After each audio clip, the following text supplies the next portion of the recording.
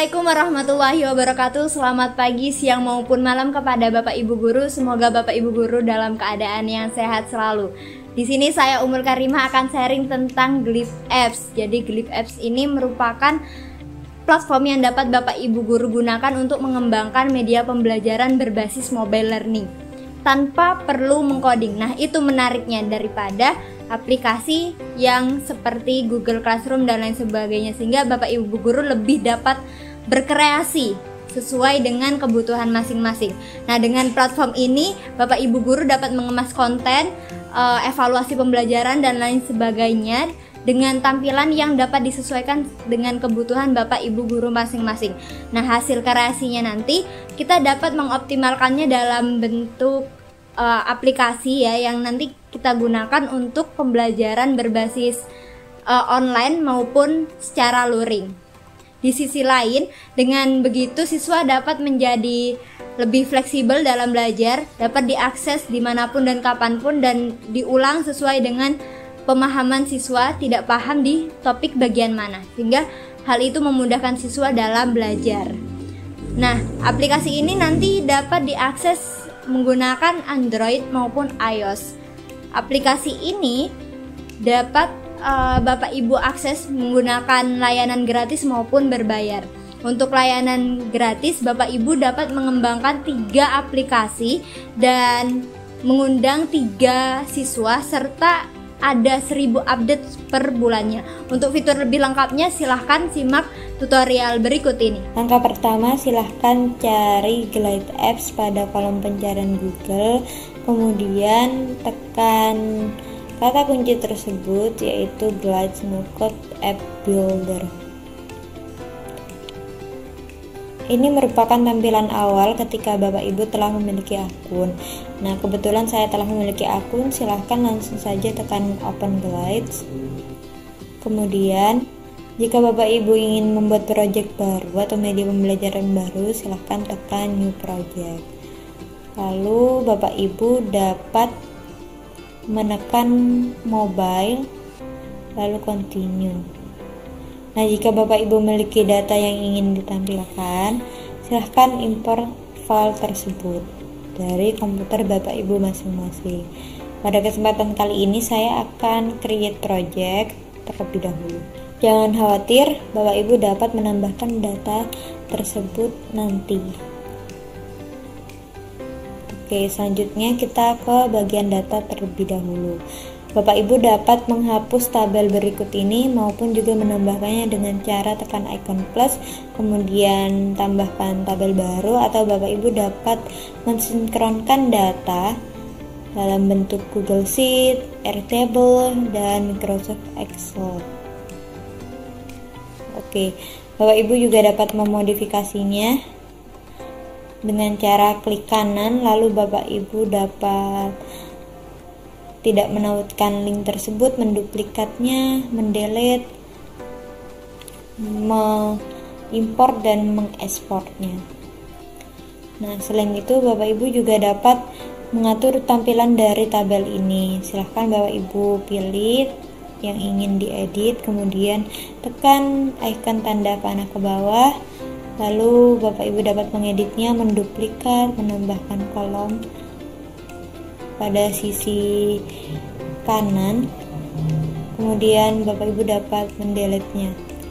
Karena saya tidak membutuhkan row, saya akan menghapusnya. Kemudian saya akan menambahkan kolom baru dengan cara tekan icon plus, lalu saya tuliskan namanya, nama dari kolomnya. Nah, untuk tipe datanya, Bapak Ibu dapat menyesuaikannya sesuai kebutuhan masing-masing. Saya memilih number atau angka. Kemudian jika sudah, silahkan tekan done. Baik, ketika setelah diatur data-data yang akan ditampilkan, kita tekan layout untuk mengatur tata letak tampilannya. Nah, pada menu layout ini terdapat navigasi, menu, dan juga komponen. Di sini ada beberapa contoh. Namun kita akan menghapusnya dengan cara pilih yang akan dihapus, kemudian klik kanan, kemudian tekan opsi delete. Begitu juga pada kategori. Selanjutnya kita akan menambahkan navigasi baru. Nah, di sini ada 3 pilihan, ada screen from data. Ini maksudnya Bapak Ibu dapat menampilkan data yang telah disediakan tadi untuk nantinya ditampilkan kepada pengguna. Selain itu Bapak Ibu juga dapat mengcustom sesuai dengan keinginan dan kebutuhan Bapak Ibu. Selanjutnya Bapak Ibu dapat menambahkan form screen. Saya akan memilih custom screen. Kemudian setelah navigasi ditambahkan, kita atur navigasi tersebut pada menu general. Kita ganti labelnya menjadi materi.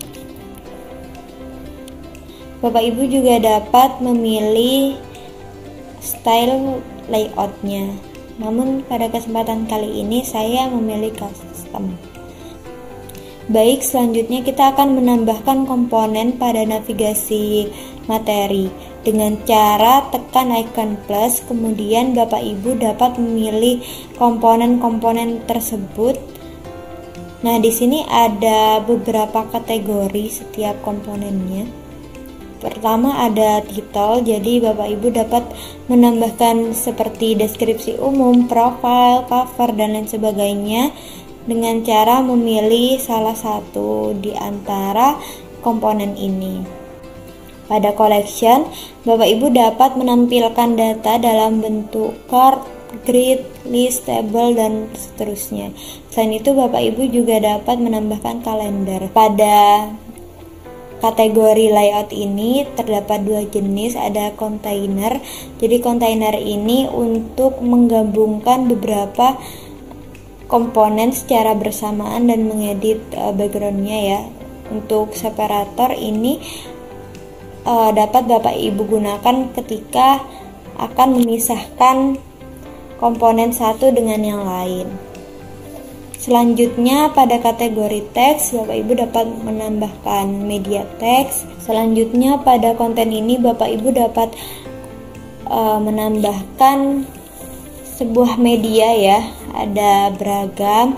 Bapak Ibu dapat menambahkan lokasi, gambar, video, sebuah progres, audio, dan lain sebagainya. Hal ini cocok jika Bapak Ibu ingin mengemas konten ajar. Nah, pada menu action ini Bapak Ibu dapat menambahkan link, tombol atau button, dapat menambahkan kontak, dan lain-lain. Nah, selanjutnya pada bagian form dan form elemen ini Bapak Ibu dapat memanfaatkannya untuk mengumpulkan data-data yang Bapak Ibu perlukan dari pengguna, atau Bapak Ibu ingin memberi penugasan, Bapak Ibu dapat memanfaatkan form elemen ini. Nah, pada menu advance ini Bapak Ibu dapat embed sebuah website. Selain itu pada breadcrumbs ini Bapak Ibu dapat gunakan untuk membantu user ya mengetahui posisinya ya ketika mengakses media pembelajaran tersebut. Selain itu, Bapak Ibu juga dapat menambahkan scan barcode dan juga tanda tangan. Baik. Oke, selanjutnya saya akan menambahkan teks.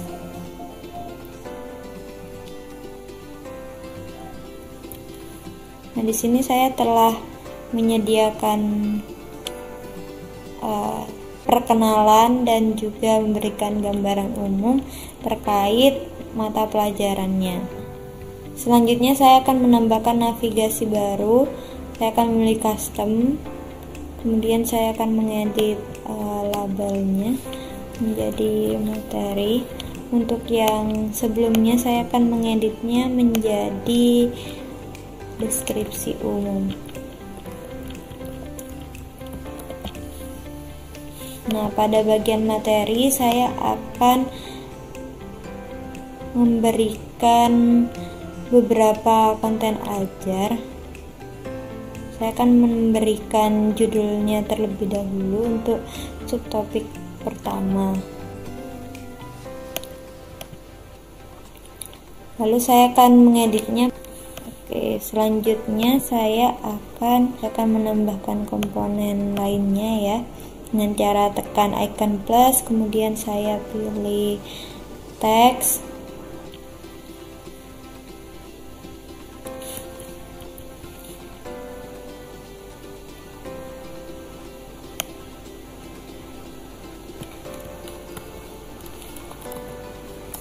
kemudian saya akan memilih komponen layout dengan cara tekan icon plus, kemudian saya pilih separator untuk memisahkannya. Lalu saya memilih teks lagi dan memberikan arahan untuk siswa membaca konten ajar yang telah saya sediakan.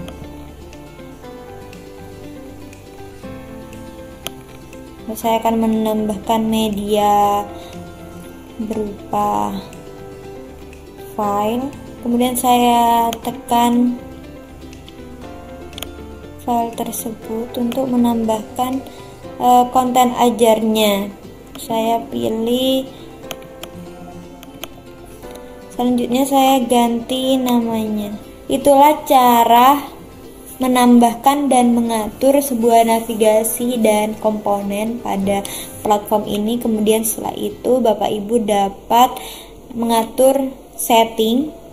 Bapak Ibu dapat tekan name and icon untuk mengatur icon dan juga details lainnya seperti nama dan juga deskripsi. Selanjutnya Bapak Ibu juga dapat mengatur appearance untuk memilih tema, warna dan juga fontnya. Selanjutnya Bapak Ibu dapat mengatur menu privacy. Untuk aksesnya Bapak Ibu dapat mengatur private atau public, sedangkan pada menu sign in saya memilih optional sign in. Jadi hanya pengguna yang saya pilih yang dapat mengakses media ini. Nah, untuk bagian pengguna saya memilih anyone, jadi semuanya dapat membuat profile. Nah, selanjutnya integration. Di sini Bapak Ibu dapat mengintegrasikan beberapa aplikasi seperti Discord, OpenAI, GitHub, dan lain sebagainya. Nah, selanjutnya pada user and authentication, Bapak Ibu dapat mengatur pengguna yang dapat mengakses media ini pada data user. Jadi Bapak Ibu dapat tekan edit user atau mengaturnya pada menu data tadi. Pada authentication ini saya mengaktifkan allow sign in with Google. Jadi pengguna dapat sign in menggunakan Google. Untuk pengaturan lainnya, ini hanya dapat diakses oleh pengguna Pro. Maka dari itu, kita cukup mengaturnya sampai user and authentication saja. Selanjutnya, kita tekan publish, lalu tekan publish, kemudian Bapak Ibu dapat copy linknya. Jadi kesimpulannya Bapak Ibu guru dapat mengoptimalkan Glyph Apps ini untuk mengembangkan media pembelajaran berbasis mobile learning tanpa perlu mengcoding. Dengan begitu, Bapak Ibu guru dapat mengemas pembelajaran menjadi lebih interaktif, menjadi lebih fleksibel karena dapat diakses dimanapun dan kapanpun. Sehingga hal ini dapat Bapak Ibu guru manfaatkan untuk pembelajaran luring maupun daring. Mungkin itu saja tentang Glyph Apps. Sekian, terima kasih. Wassalamualaikum warahmatullahi wabarakatuh.